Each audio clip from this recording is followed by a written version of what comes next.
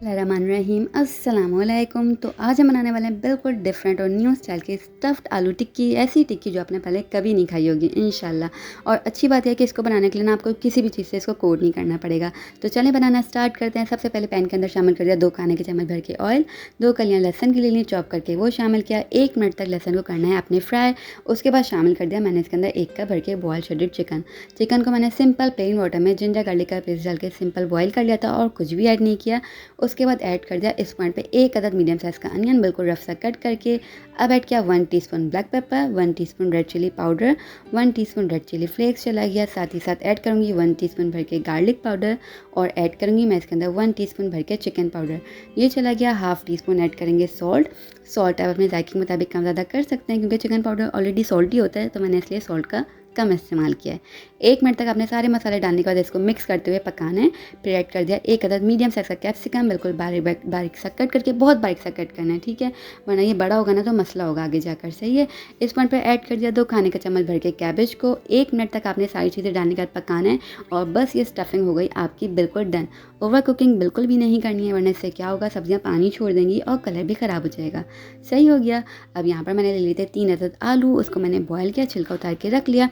अच्छे से आपने आलूओं को कर लेना है मैश। इतना अच्छे से मैश करने के इसके अंदर बिल्कुल भी आलू के चंक्स वगैरह बाकी ना रह जाएं। ये काम हो गया हमारा डन। अच्छे से आलू मैश हो गए। 2 खाने के चम्मच भर के ऐड कर दिया हरा धनिया, 1 टीस्पून भर के रेड चिली फ्लेक्स ऐड किया, 1 टीस्पून भर के गार्लिक पाउडर ऐड कर दिया और 1 टीस्पून भर के ऐड कर दिया इसके अंदर सॉल्ट। अब इसके बाद ऐड करने हमने 3 खाने के चम्मच भर के इसके अंदर कॉर्नफ्लावर। तो जी इससे क्या होगा कि टिक्की इतनी कोई शानदार क्रिस्पी सी बन के तैयार होगी और आपको बिल्कुल भी जो है ना खर्चा नहीं करना पड़ेगा कोटिंग का कि आपको अंडा भी चाहिए फिर ब्रेड क्रम्स भी चाहिए। कोई ऐसी महंगी वाली हम टिक्की नहीं बना रहे, लेकिन जायके में इतनी लाजवाब होगी कि मज़ा ही आ जाएगा। अंडे के साथ भी इतनी मज़े की नहीं बनती होगी जितनी ऐसे बन के तैयार होगी। सही है।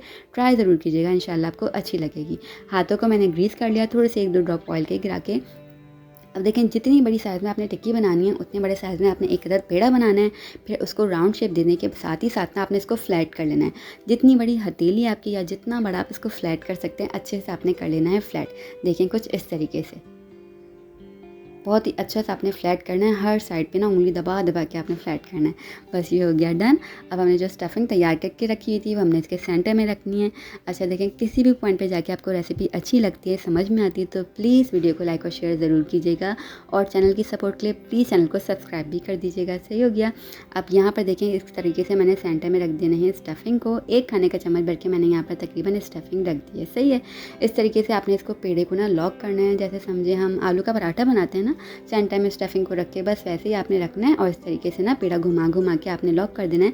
तो इससे क्या होगा, स्टफिंग बिल्कुल भी बाहर नहीं आएगी। अब क्या करना है, अगेन इसको राउंड शेप देना है पेड़े वाला और थोड़ा सा फ्लैट कर लेना है, जैसे कि शामी कबाब का हम शेप देते हैं उस तरीके से, यानी कि टिक्की वाला जो हमारा शेप होता है इस तरीके से शेप दिया। बस इस ये यहाँ पर देखें बिल्कुल डन है। इतनी कोई मज़ेदार बन के तैयार होगी। आप इसको फ्रीज़ भी कर सकते हैं और इतनी लाजवाब शाम के नाश्ते में बनाएंगे ना तो आपका जो ना यकीन कीजिए कि आपके हाथ नहीं रुकेंगे। मेरे घर में सब ने इसकी तारीफ़ की, इतनी लाजवाब बन के तैयार होती है। अब इसको फ्राई कर लेते हैं हम यहाँ पर। तो देखिए मीडियम टू लो फ्लेम पर आपने इसको फ्राई करना है। अच्छे से फ्राई करेंगे मीडियम टू लो फ्लेम पर, दोनों साइड पर अच्छे से कलर आ जाएगा तब तक आपने पकाना है। हाई फ्लेम बिल्कुल नहीं रखना है वरना अंदर से कच्चा रह जाएगा क्योंकि कॉर्नफ्लावर डाला हुआ है आपने। सही है। ये नोट करना है आपने टिप को। अगर आपने हाई फ्लेम पर फ्राई कर दिया कलर तो अच्छा आ जाएगा, अंदर से फिर कच्चा रहेगा, पाउडर टाइप का आपको जो है ना फ्लेवर आएगा। तो आपने मीडियम टू लो फ्लेम पर इसको दोनों साइड से तकरीबन 3-3 मिनट पकाना है। अच्छा सा गोल्डन ब्राउन कलर आ जाएगा, इतना कोई खूबसूरत सा।